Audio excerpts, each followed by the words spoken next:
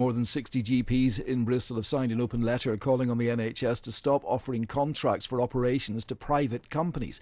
They say that one private hospital group in the West, Care UK, which has a centre in Emerson's Green among others, is wasting millions of pounds and cherry picks the easiest operations.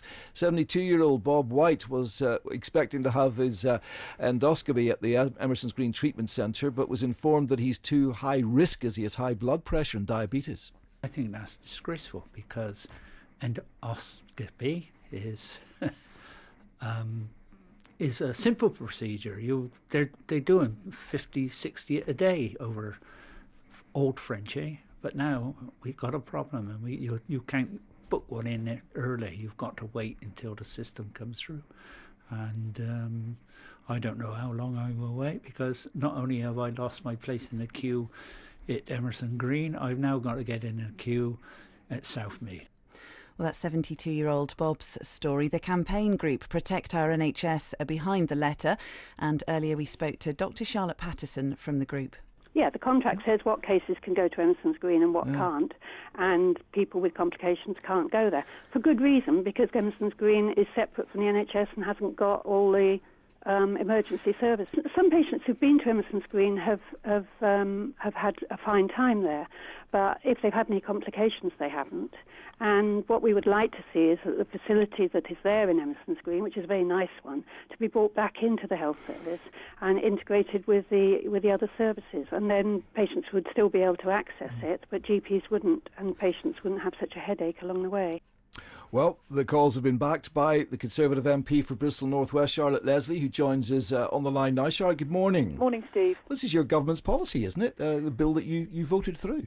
No, ironically, the reason I know about this is because my dad was complaining about it back in 2003. My dad's been a surgeon in Bristol for 30 years, and these are called independent treatment centres. And they cherry-pick the easiest cases. So if you've got a complicated case, it's the poor old NHS that takes it. If it's an easy case, the treatment centre takes it. They don't provide any follow-up, so if it goes wrong, you go back to the NHS. They get paperwork they don't do, and also they don't do any training. So medical trainees get all the complicated cases in the NHS and don't get the more straightforward cases, which are taken off to these independent treatment centres. This was a problem back in 2003 when they were introduced.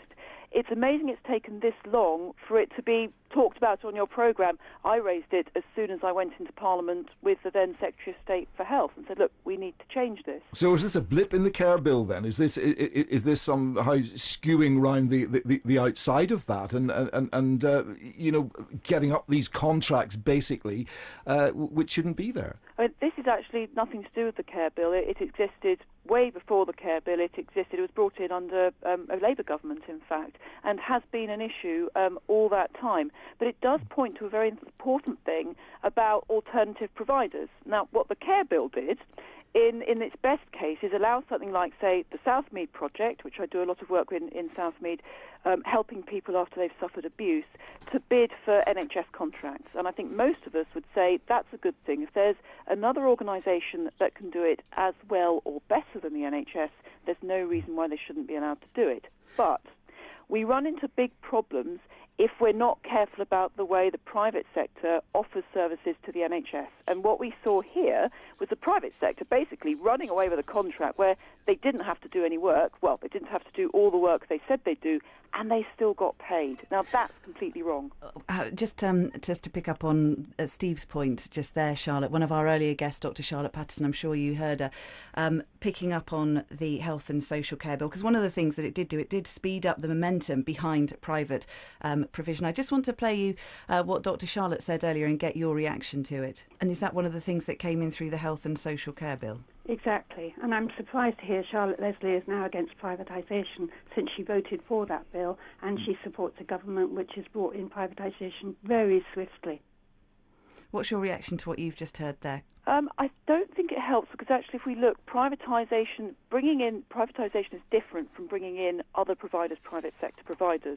And what we have seen is the fact that Emerson's Green is so established.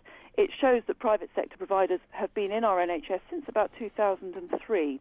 And I think it's dangerous to get all het up against, and we're before an election, the Health and Social Care Act. And mix it up with private sector providers that haven't been working well, that were already existing. But in backing this campaign, though, are you agreeing then that contracts shouldn't go to private companies? So when this comes up again, you're actually backing a campaign that says that a contract shouldn't be that it should be rewritten so that private companies can't bid. You're supporting that, which does sound different to what you may have voted for in the Commons. No, I'm not religious about this. I want to see in our NHS what works. And if you have alternative providers, which include charities like the Southmead Project, for example, and you can draw up a contract that works so that patients, because after all, it's not politics, it's patients we're talking about here, but they may be better service. But patients may be suffering from something. The accusation is that patients may be suffering from something that you and the government voted for, that actually this is what is going to happen when you privatise certain parts of NHS provision.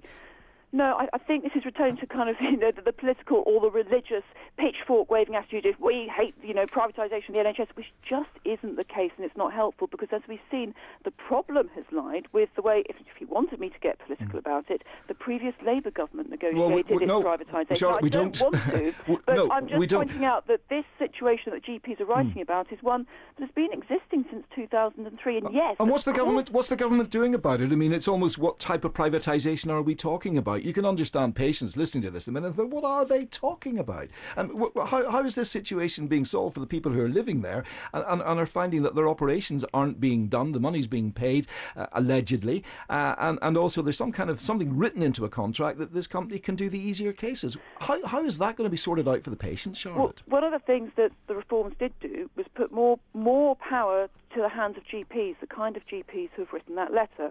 And no private sector company will get a contract unless the GPs want it to happen under the reforms. Now, this is an independent treatment centre, so this is something that's already established. But what's important to emphasise is, again, when I was growing up with my dad coming home from the hospital, he said governments of all colours didn't understand the NHS, and he wished that clinicians had more power. Now, clinicians do have more power. GPs have commissioning power.